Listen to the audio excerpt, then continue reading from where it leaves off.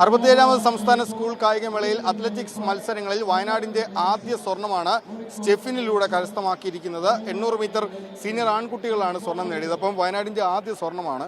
അപ്പം എന്ത് തോന്നുന്നു? സന്തോഷമുണ്ട്. സ്റ്റേറ്റ് ഗോൾഡ് ആദ്യമായിട്ടാണ് എനിക്കിപ്പോൾ. കഴിഞ്ഞ കൊല്ലം ഡിസ്ട്രിക്റ്റ് ആയിരുന്നു, കഴിഞ്ഞ കൊല്ലം സിൽവർ ആയിരുന്നു 800. ഇപ്രാവശ്യം ഗോൾഡ് അടിക്കാൻ പറ്റി, സന്തോഷമുണ്ട്. പരിശീലനമൊക്കെ എങ്ങനെയാണ്? പ്രത്യേകിച്ച് ഒരുപാട് പ്രതിസന്ധികളിലൂടെയൊക്കെയാണ് പരിശീലനമൊക്കെ പോകുന്നത്. അപ്പം എങ്ങനെയാണ് പരിശീലനം മറ്റുമൊക്കെ? കുഴപ്പമില്ല, പരിശീലനം നന്നായിട്ട്. സാറിൻ്റെ കോച്ചിങ്ങാണ്, സാലു സാറാണ് കോച്ച്, നന്നായിട്ട് പരിശീലിക്കുന്നുണ്ട്.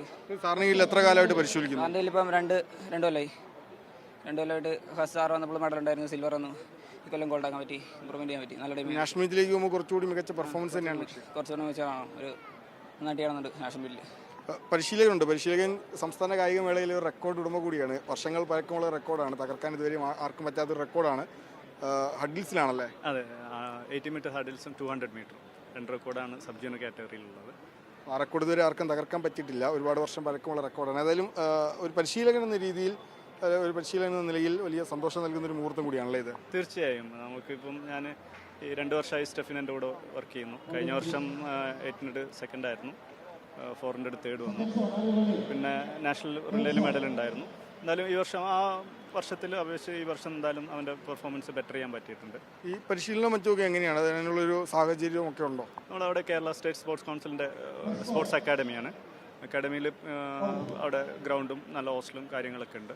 ആ ഒരു ഫെസിലിറ്റി ഉപയോഗിച്ചുകൊണ്ട് തന്നെയാണ് ഈ പെർഫോമൻസിലേക്ക് എത്താൻ പറ്റിയിട്ടുള്ളത്. കൂടുതൽ കുട്ടികളെ ഇത്തരത്തിൽ മീറ്റിൽ മെഡൽ ജേതാക്കളാക്കുക, അല്ലെങ്കിൽ ദേശീയ തലത്തിൽ അറിയപ്പെടുത്തുക എന്ന് തന്നെയായിരിക്കുമല്ലോ ഒരു ലക്ഷ്യം.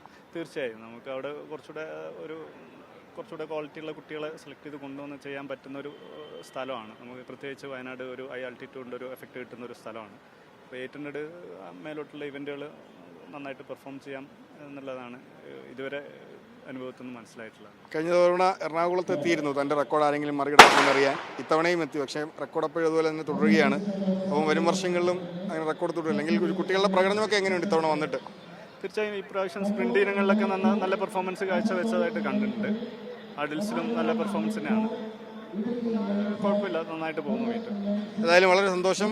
വയനാടിൻ്റെ ആദ്യ സ്വർണ്ണ മെഡലാണ് അത്ലറ്റിക്സ് മത്സരങ്ങളിൽ സ്റ്റെഫിനിലൂടെ നേടിയിരിക്കുന്നത്. കൂടുതൽ മികച്ച വിജയങ്ങളിലേക്ക് പോകാൻ തന്നെയാണ്. പ്രത്യേകിച്ച് വലിയൊരു പരിശീലന കീഴിൽ, അറിയപ്പെടുന്ന ഒരു പരിശീലന കീഴിലാണ് സ്റ്റെഫിൻ മത്സരിക്കുന്നത്. അപ്പോൾ കൂടുതൽ മികച്ച പെർഫോമൻസ് വരും മത്സരങ്ങളിൽ അല്ലെങ്കിൽ ദേശീയതലത്തിൽ നേടാനാണ് സ്റ്റെഫിൻ്റെ ശ്രമം. സനോജിനൊപ്പം നിതിൻ സേവ്യർ, മീഡിയ 1.